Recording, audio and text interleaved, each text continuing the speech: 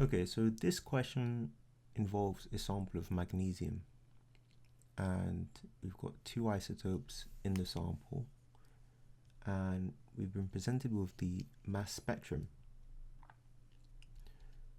and we've been asked to give our answer, if it does have decimals, to 2 decimal places. Now, what we're trying to work out is the relative atomic mass, and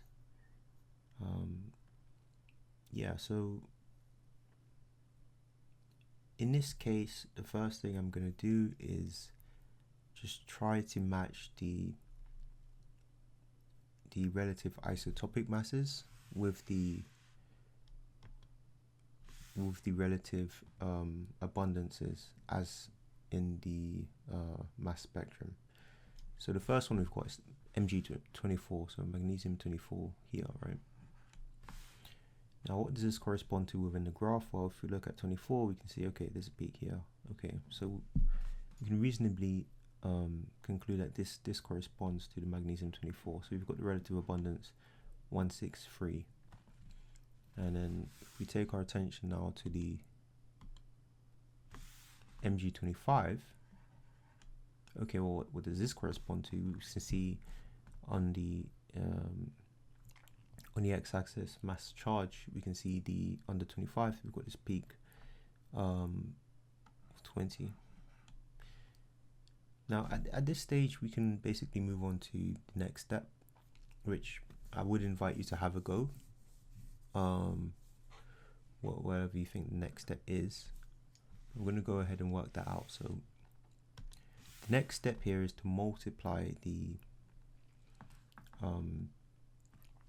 relative isotopic abundances with their corresponding relative abundances. So first one, we've got Mg24, so multiply that by 163, so it's 24 times 163, and we add that to the next one, which would be magnesium 25. So we've got 25 multiplied by, in this case, we've got multiplied by 20. So what would that come to? So if you haven't already, I would invite you to have a go at that calculation.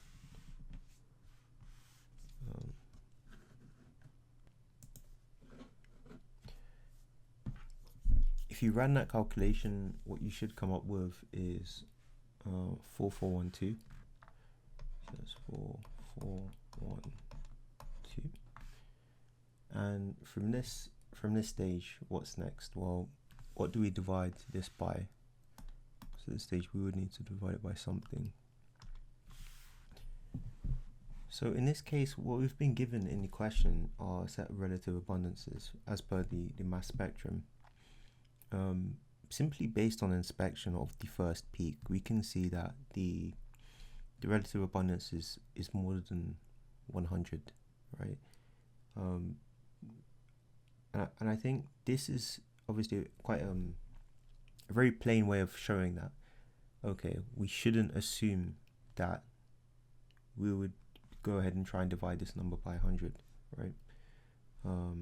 So what we would need to do in this case is sum the find out what the total relative abundance is. And so in this case, we've got 163 plus 20, right, which of course would give us 183. And so what we now do is divide the 4412 by that number, right? So 4412 divided by 183, and I would invite you to have a go at this. If you do, what you should get is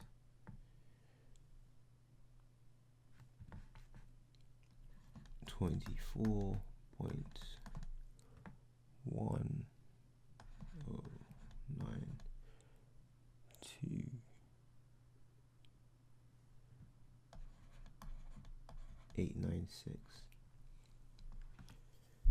Now the question that arises would be, well, is this our answer? The first thing I'm going to do is do a quick mathematical inspection check based on where I would expect the answer to fall between. So if we assume our answer is A, based on the question, we've been given isotopes magnesium 24 and magnesium 25. Now if we represent this mathematically, our expectation would be that the answer A would be greater than or equal to 24 and less than or equal to 25. Now, does this number conform to this equation? In this case, the answer is yes, it does. It does fall between these two numbers.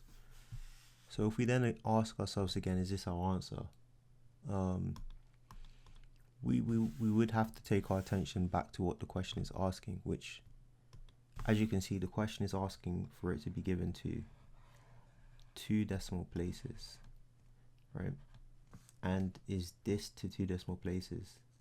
No. So it's not our answer yet. What we need to do is round this, and in this case, rounding this, we get 24.11. So just rounded this. Is this our answer now? Well, we've been asked to give it to 2 decimal places. We went through the steps, and it does fall within what we said the answer should be for.